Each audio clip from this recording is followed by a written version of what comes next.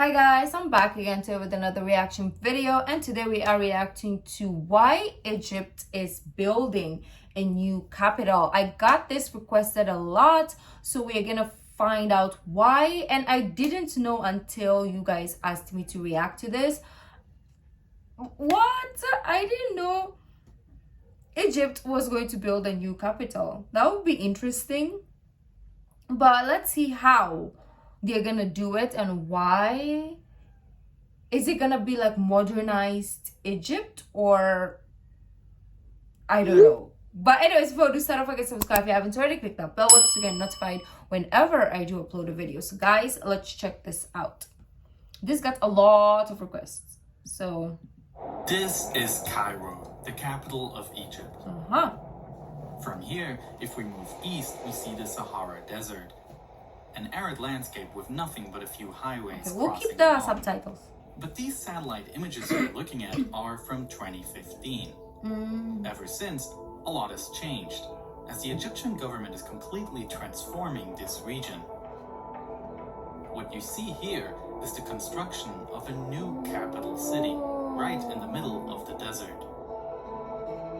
But why are they building a new capital? And why did they choose this unfavorable location for the project? Right? So hot.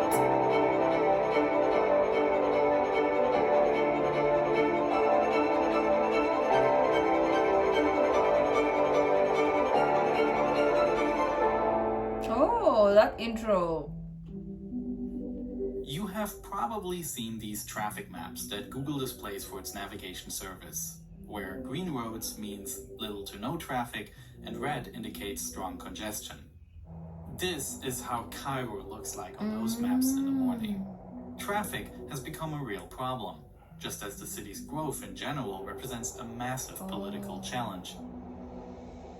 Of the 104 million inhabitants of Egypt, around 20 million live in the metropolitan area of Cairo. Damn. While the government buildings in many of the world's capital cities are bundled together in one place in order to simplify cooperation within the government, the Egyptian ministries are currently spread all across the city. This makes for long distances, congestion, and heavy pollution. And even when the ministries are closer together, like around the centrally located Tahrir Square, the infrastructure is simply overloaded. Not only are there a number of ministries located, but also the Egyptian parliament, which requires special security measures and sometimes has to be cordoned off. Additionally, located right on Tahrir Square is the Mugama. This is the main administrative building in Egypt where citizen requests are processed. So the political administration is a massive burden for Cairo, a city that is already under growth pressure. I hope they don't move it all the way to the new city. I hope they make a branch in the new city. I don't know if that is allowed or it's possible, but it's better to have like multiple options of Cairo and maybe a new place rather than just being at one place, because it's gonna be the same case if they move it all the way to the new city, if I make any sense. Is a massive burden for Cairo, a city that is already under growth pressure. The population of Greater Cairo has been increasing rapidly for decades, at a rate at which urban expansion just can't keep up. And it is a development that doesn't only affect Cairo. In fact, the population of the entire country is growing at a rate that is higher than the growth of the world population. Oh damn, I didn't know and the that. Egyptian government considers this a We key have an ad. threat to the country's prosperity. We have an ad. Why is the ad like different shape? Does it go back or it goes back? Is concerned, a threat to the country's prosperity. Egyptian flag As far is as housing is beautiful. concerned, most of Egypt is dominated by the Sahara Desert, which is sparsely populated. This map of population distribution shows most people living along the Nile and in the Nile Delta, where there is water for agriculture and industry, as well as a milder climate and fertile soil. True. The land for cities to naturally expand is completely exhausted. And since the Nile is the main source of water, accounting for 97% of fresh water in the country, the population growth also leads to a supply problem here. As explained in detail in my video on the conflict between Ethiopia and Egypt, the Egyptian government regards the country's dependence on the Nile as a threat to its national security. As today, Egypt is already suffering from water scarcity. Since the Egyptian government is facing these massive challenges with population growth, it is therefore trying to buy time and has initiated a campaign under the motto "Two is enough," discouraging people from having more than 2 children, as well as making contraceptives more widely available and affordable. But even if politically unwanted, the reality of population growth demands answers. With only one option left, unfavorable as it is, Egypt saw itself forced to build new cities in the desert. Since the 1970s, massive new development projects have been set up around Cairo with the aim of reducing the strain on the capital city. In 1977, construction began on the 10th of Ramadan city. In 1979, on the opposite side of Cairo, the 6th of October city was built. Interesting Adjacent names. to it, in 1995, the Sheikh Zayed city. As well as in the east, the cities of Ubur, Al-Sharuk, Oh, so it's kind of like... Badr, and Medinati. As well as the largest such project to date, New Cairo, New which Cairo. construction began in the year 2000. That's a name, okay. These cities are not suburbs in the traditional sense, because the intention was not only to relieve Cairo of housing requirements, but rather to establish new separate metropolitan areas with their own local economy. In addition to large industrial complexes, these newer cities also host many internationally oriented schools and universities. Nice. The Greater Cairo area is growing at an enormous pace, and it seems that every new project exceeds the previously developed cities both in size and in ambition. Yet still, the project currently under development can hardly be surpassed in terms of ambition, as the government is now creating a completely new capital east of Cairo and New Cairo. Oh! I thought New Cairo was the capital. Oh, I mean the new capital, but it's another one? Oh my gosh. So, wow. That is, I didn't even know like it was expanding Egypt like this. Let's take a look at the plans for this city in detail. First of all, as a new capital, this administrative area was established, which will house all different ministries of the Egyptian government. Okay.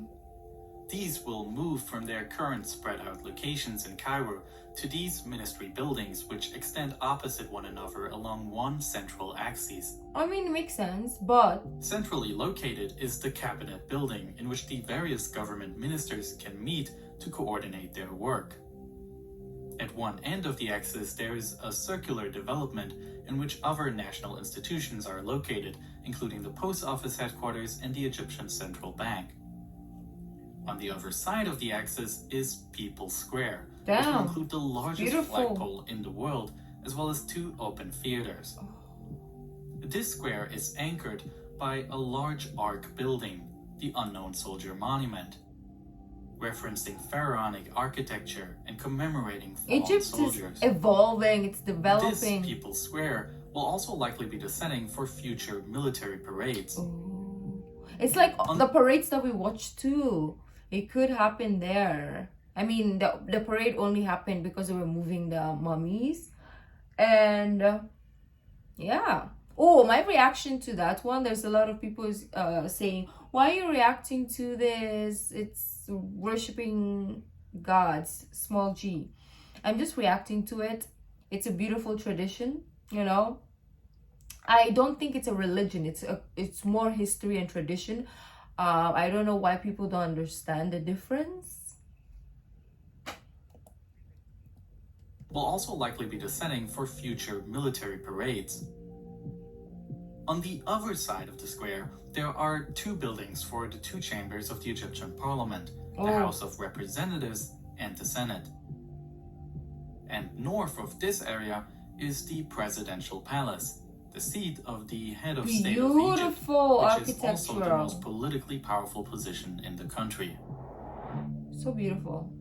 I love This that new it's all administrative one. center may seem straightforward. It resembles a formula that many planned capitals in the world follow: a large area full of grand city squares and wide avenues that demonstrate strength. And yet it is a layout that keeps the country's most important institutions relatively compact together. But where this Egyptian capital certainly stands out from other countries is with the sheer size of one ministry, the Egyptian Ministry of Defense.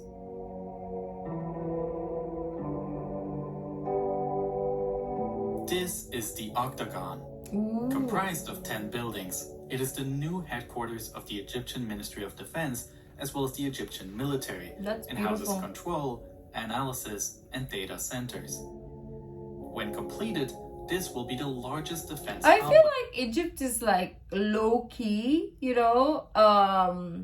rising as a power country, because we know that the big three, America, maybe Russia, China, but low key, as years goes by, I feel like Egypt is climbing on top as well.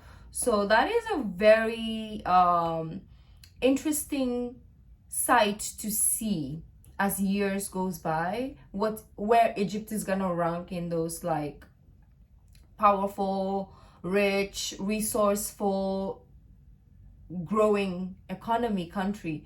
So I'd like to see that. Data centers. When completed, this will be the largest defense complex in the world, surpassing the Pentagon in the United States. Yeah, These it is, buildings because are it's part Pentagon, like, of an extended area with and this is facilities for octagon. employees and military personnel. Apartment units, places of worship, Oh. hotels, schools, hospitals, and administrative services, all located in this circular defense district. In a way, this is a city within a city.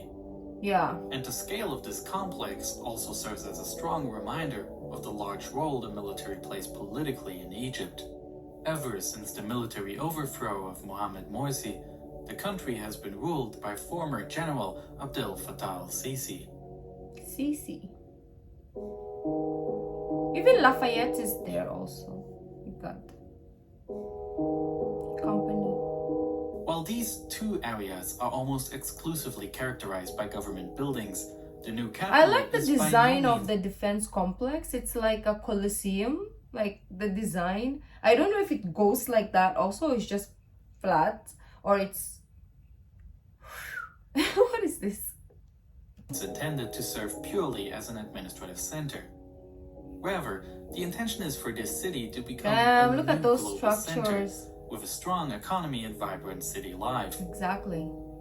For example, 2 ambitious sports centers are being built in the very north and south of the city. Yeah, they should do sports- that, because like FIFA can finally, like, I don't know if FIFA has been to Egypt yet, but if you have like huge stadiums, then definitely it can be a thing. Like FIFA World Cup can be held there, or like concerts if that is allowed, right? City, there are a number of outdoor fields, as well as a large indoor hall which has already served as the venue for the 2021 World Men's Handball Championship. Wow, I didn't even know The this was sports a thing. complex in the south of the city, the Egypt International Olympic City, Oh. is even bigger. 2 indoor stadiums, as well as Olympic complexes for tennis, squash, aquatics, equestrian, and a large national stadium with a capacity of 90,000 spectators is under construction. That's what we like to The see. Egyptian government has also publicly signaled interest in applying for hosting global sports events such as the Olympics, as well as the FIFA World Cup. Yes! Additionally, large places of worship were built in the new city. Because it's only South Africa that can handle like those kind of events, right? In Africa. So just to add more countries in Africa to be able to hold Olympics and FIFA World Cups or any other gatherings, I'm all for that because like people just need to know more about Africa just than South Africa. Because if you ask somebody, what do you know about Africa? Oh, it's poor. And yeah, South Africa is nice. I want to go there. That's it. Or maybe safari or something. And basically none. So it's good that like a lot of countries will add into the economy as well as the the perception of people will change. Including 2 mosques in the east and west of the city, with the Al Fatah Al Alim now being the largest mosque in the country. Ooh. Also, a Coptic Orthodox cathedral was built, the Cathedral of the Nativity of Christ, which also is the largest of such in the country. While Sunni Islam is by far the most widespread religion in Egypt, mosque, though. Coptic Orthodox Christians represent the second Another largest ad, religious guys. group. Does this have a skip? Okay, there we go. I thought there's no skip. Represent the second largest religious group. Wait, let's go back a bit. Coptic Orthodox Christians represent the second largest religious group. Interesting. There are also a number of universities being built across the city, many of them international institutions, Germany? as well as the Knowledge City and Knowledge Hub areas, where several learning institutions are Very bundled European together. In line with the country's Vision 2030 schools. initiative, these universities also show that the intent is to create infrastructure that can drive innovation and boost the economy. And what would a capital city be without office and high-rise buildings? These are built in the central business district. Here, the construction of It would be iconic nice to town- invest in a condominium apartment. I mean, not apartment, but housing or condominium property in general. Especially now that it's new. I don't know, because sometimes in new places, it's either the markup of property is high or it's really low because they want people to move there. So I don't know yet how it's gonna be the pricing. Are they gonna mark it super high, or are they gonna make it low so that people will move there? I guess it's gonna be expensive because of the House of Parliament, like the government people are gonna be there, so maybe they're gonna make it more expensive. But it's better to buy now because it's gonna be cheaper, obviously, since properties do appreciate in time. So built in the central business district. Here, the construction of the iconic tower is underway, which, when completed, will be the tallest building in all of Africa. oh, I thought in the world was like, what And it's happened just to the beginning, because an bridge? even taller building is already being planned here, called Obelisko. Oh, that's This beautiful. tower's design will directly reference the ancient Egyptian obelisk. Oh, If completed in 2030, this will be the tallest building in the world, so beautiful. with a height of exactly 1 kilometer. So Burj Khalifa is just like, For housing in the city, the master Nah. plan consists of 20 residential centers with distinct architectural styles. As visible on this satellite image, 6 of them are already largely completed. And for the entire length of the city, a park 6 times the size of New York's Central Park will meander. I'm The gonna Green move to River Egypt. Park is intended to serve as a recreational area, providing shade and encouraging social activities. Maybe in 2030 I'll be able to afford, and then let's go to Egypt. Like we're moving there. That building right there, we will stay there. Along this park, an artificial river will be created, inspired directly by the Nile, which flows through knew the it. current capital, Cairo. Despite this direct homage, the new and the old capital of Egypt could hardly be more different. With large distances bridged by highways that connect these planned modern districts, the new capital differs from the historical, densely populated city of Cairo. It's very different because it's more modern, the new city, obviously. Planned cities like this are fascinating. All these large sports complexes and innovation and finance hubs represent an aspirational plan for what Egypt wants its future to look like. And this planned city can be an indication of how the country navigates the many cultural influences in its society and which it chooses to emphasize. There are, for example, references to ancient Egypt, such as the egg symbol, representing life, or the design of the national monument and the proposed obelisk skyscraper. There are also traditional Islamic references, such as the architecture of buildings in the 6th residential district, and the brand new mosques being built. And there are influences such as American-style suburbs, like the one residential zone located in the east of the city, called La Vista. La Vista. And then there is Residential Zone 5, which very directly tries to mimic French architectural style. Maybe This I like that one. district aims to provide luxury for high-income citizens. We will stay in R5, okay? So in 2030, you will see me there, chilling, super old, and maybe still doing reactions. I don't know why I'm flexing, like, you know. My hands hurt also. But that is so beautiful. Oh my gosh, the future of Egypt, it's gonna look amazing. This particular district aims to provide luxury for high-income citizens. That one I don't know. Perhaps though. this odd mix of influences But maybe we will have high income. appears to be the real core objective of this project overall, which is to be an international city. The planners borrowed ideas from all over the world, and an Olympic sports complex, international science hubs, and expo centers underline this bold ambition. It's giving me To create a global City of city Dreams. that can solve Egypt's problems at home and look abroad for its future. The question will be whether that will work, and how natural growth will shape I believe the it city's will future work. once the initial plans are realized.